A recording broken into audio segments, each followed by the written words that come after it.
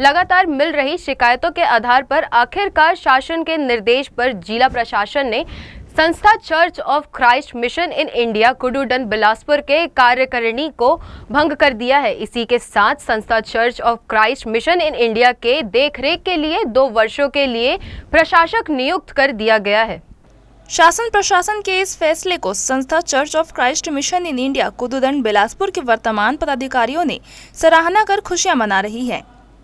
इसी तरह संस्था church of Christ mission in India Kududan Bilaspur से जुड़े मसीह के सेवकों में हर्ष और खुशी का माहौल है।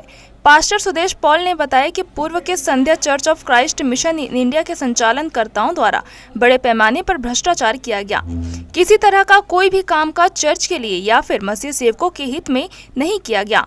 इसको लेकर प्रभु के सेवक सुदेश पॉल ने एवं निखिल पॉल सहित अन्य सेवकों द्वारा लगातार पूर्व के पदाधिकारियों का लगातार विरोध कर इसकी शिकायत भी शासन प्रशासन से की जा रही थी। प्रभु के सेवक ने कहा कि प्रभु ने भले ही सभी सेवकों का परीक्षा लिया, लेकिन अंत में अपने सच्चे सेवकों की ही सुनवाई कर उन पर आशीष बरसाया और भ्रष्टाचार में लिप्त सभी को सजा मिली। पास्टर सुदेश पॉल ने बताया कि संस्था church of Christ mission in India पर विगत 70 वर्षों से संस्था की प्रबंध कार्यकारिणी अवैध एवं अनाधिकृत रूप से संचालन कर रही थी, जिससे वर्तमान में कार्यरत कर्मचारी, समाज के लोग, आरोपी हैमिल्टन थॉमस के संस्था विरोधी गलत कार्यों से समाज के लोग एवं निर्वाचित प्राचीन पक्ष pastor Nikhil Paul, Kududan church pastor Sudesh Paul Tarbahar church एवं 4 राज्यों के चर्च ऑफ क्राइस्ट के समस्त सदस्यगण मुक्ति पाकर स्वतंत्र होकर सभी से उत्साह, उमंग और हर्षोल्लास का वातावरण है।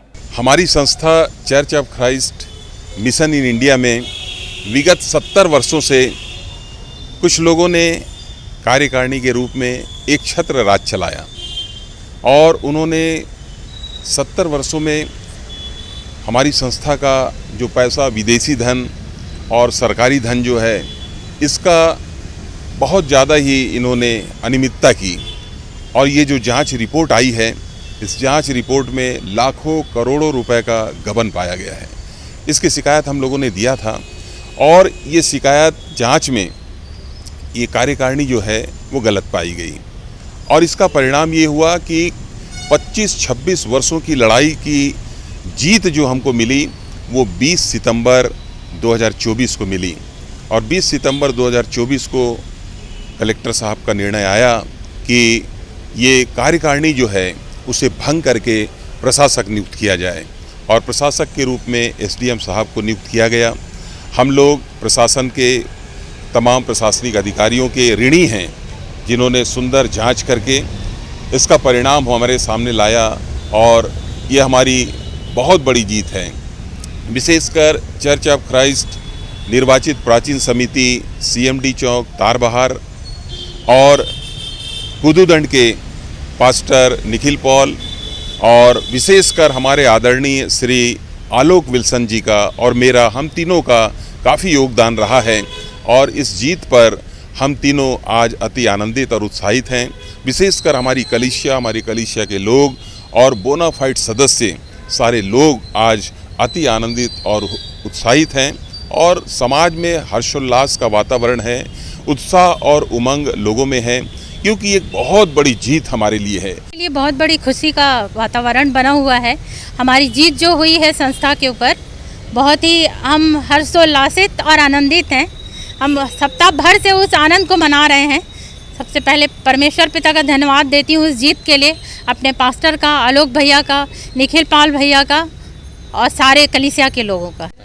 जैसा कि पास्टर साहब ने बताया कि बीते 20 तारीख को शासन का यह निर्णय है और कलेक्टर साहब के द्वारा प्रशासक नियुक्त किया गया और सचमुच इतने दिनों से इन्होंने जो धांधली की थी, संस्था में रह करके सिर्फ अपने जेब और घरों को भरा था, इन्होंने हमारे कब्रिस्तान की ज़मीन तक को बेच दिया गड़बड़ी करके और पैसे खिला करके।